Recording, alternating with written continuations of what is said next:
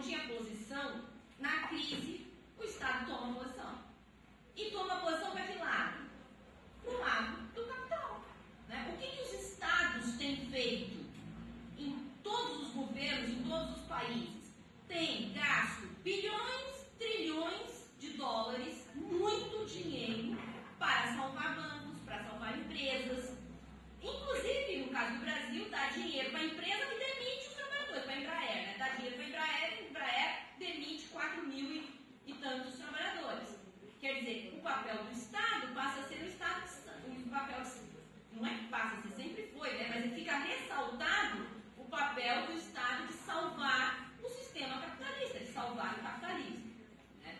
Então, no momento da crise, isso também fica muito claro. Isso não quer dizer que a gente tem que abandonar a disputa por participação no interior do Estado. Lógico que a gente tem que participar, porque também não dá para ficar esperando as coisas piorarem. Tem que reivindicar, enfim, tem que fazer um esforço significativo para que a gente possa cavar alguns espaços dentro da estrutura do Estado que melhore as condições do trabalhador, mas é justamente no momento da crise que o Estado fica totalmente do lado do capitalismo, né? Fica claro a participação, a opção, né, e o papel do Estado ao lado do capitalismo. E a outra contradição, que também fica muito clara, é a contradição que tem em várias instituições. Aí a gente pode ver, nós estamos aqui num sindicato, né? O sindicato é uma instituição dos trabalhadores. No momento do crescimento econômico, o sindicato briga por melhoras econômicas para os trabalhadores, aumentos salariais e etc. Mas perde, às vezes eu estou sendo boazinha, porque acho que perdeu completamente, né? O caráter do próprio sindicato. Quer dizer, o sindicato é um representante do trabalhador e ele não tem que ser um gestor, um administrador da própria empresa. E muitos sindicatos, ou a maior parte dos sindicatos, se transformou num amortecedor entre o que a empresa quer, né, do ponto de vista de reduzir condições de trabalho, e os trabalhadores que querem resistir. Então, o sindicato, no momento da crise, também vai ser chamado a assumir o seu papel, que é do lado dos trabalhadores. E aqueles sindicatos que não assumirem esse papel vão ter dificuldade, né, esperamos, né, de se representar, de se fazer representar junto aos trabalhadores. Então, para encerrar, vejo que o que a gente tem do ponto de vista da compreensão desta crise é que não é só olhar para os movimentos financeiros ou para os movimentos superficiais de como funciona o capitalismo. A gente tem que observar com mais profundidade como funciona o capitalismo e qual é o papel do capital e do trabalho nesse sistema. Para a gente observar esta contradição que existe entre o capital e o trabalho e ver que esse é um sistema contraditório. E é justamente na crise que essa contradição se explicita. Agora, isso não significa que o capitalismo por si só vai acabar. Né? Já que ele é contraditório, ele vai acabar. Ele simplesmente cai de podre. Né? Meu filho fala, não tem botão de autodestruição. Não tem botão de autodestruição. Ele pode se recolocar em outro patamar. O próprio sistema capitalista pode, na crise, após a crise, voltar a um outro patamar de crescimento. O que não significa que vai dar emprego para todo mundo. O capitalismo pode se reproduzir enquanto capitalismo para uma pequena parcela da população. E o resto? O resto não interessa. Porque, afinal de contas, o sistema capitalista é um sistema de valorização do capital, não de satisfação das necessidades das pessoas. Então, o que acontece? Né? Por que nós defendemos? Que a gente defende, olha, esse sistema não tem remendo, esse sistema não tem reforma, esse sistema é contraditório por princípio. E, como ele tem uma existência histórica, ele vai ter um fim, mas o fim depende da ação política. Né? O fim depende da classe trabalhadora, que é uma parte do sistema. E como é que a classe trabalhadora vai se movimentar nesse momento da crise? É justamente na crise que o capitalismo fica mais fraco e é o momento que a classe trabalhadora vai dizer, não aceitamos pagar a conta. Nós não vamos pagar a conta. Como é que a gente vai dizer que não vai pagar a conta? Nós não vamos pagar a conta porque nós não vamos aceitar redução de direitos, não vamos salário. Isso aí é uma picaretagem, né? Então, como fazer isso?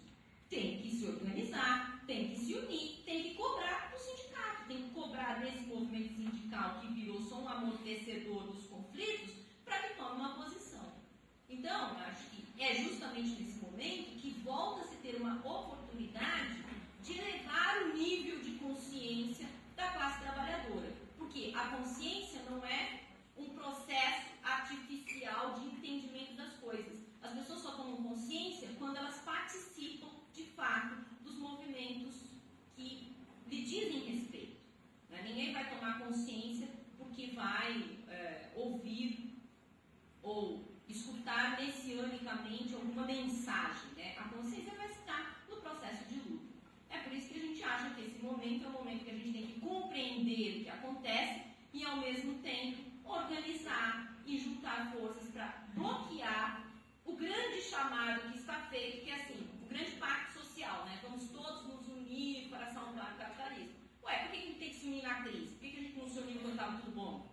Né? Não, na crise nós não vamos unir coisa nenhuma. Na crise vocês estão com problema, o problema é de vocês. Nós vamos defender o nosso lado. Tá certo? Então é isso.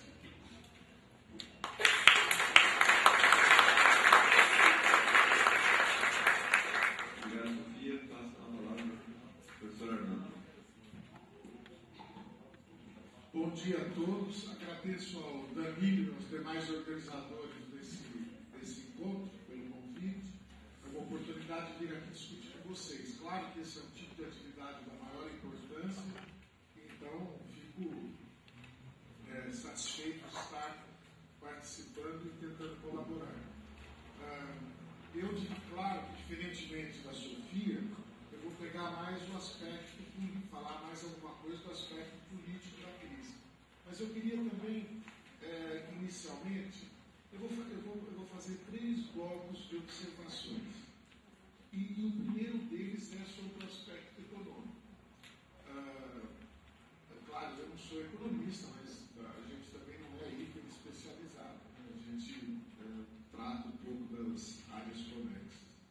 Eu vou fazer uma primeira observação sobre o aspecto econômico da crise. Um segundo bloco de observações sobre a crise e as burguesias dos diferentes países. Né?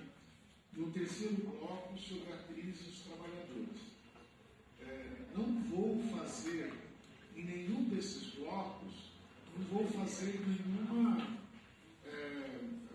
análise ampla e aprofundada. Vou proceder de outro modo, vou levantar algumas questões sobre cada um desses blocos, tá bem? E eu acho que, numa situação como essa que nós estamos, onde precisamos estar atentos, observando, debatendo, esse tipo de intervenção pode dar alguma contribuição. Então, vou começar falando pelo aspecto econômico da crise. Com o conhecimento que eu tenho de economia, não sou especialista, não sou economista, mas eu entendo que esta crise começou como uma crise de superprodução na construção civil dos Estados Unidos. E eu acho que o mecanismo financeiro, o sistema financeiro potencializou essa crise. Potencializou e a propagou de uma maneira talvez inusitada. Mas a crise começou na produção, na indústria da construção civil dos Estados Unidos de forma clássica. Vou dizer por que eu tenho essa avaliação. E vou dizê-lo de maneira ilustrada, porque não só a produção é a raiz das crises, mas é necessário dizer também que a produção envolve os trabalhadores e envolve muito drama social, uma crise de superprodução. Vou relatar o seguinte fato. Eu tive a oportunidade de assistir em janeiro do ano passado uma reportagem muito detalhada numa emissora de TV internacional sobre a crise na indústria da construção civil dos Estados Unidos. Era uma crise na indústria da construção civil dos Estados Unidos. Isso foi em 2007, que foi o desencadeador dessa crise. Um dos fatores principais para desencadear essa crise. O que essa reportagem mostrava?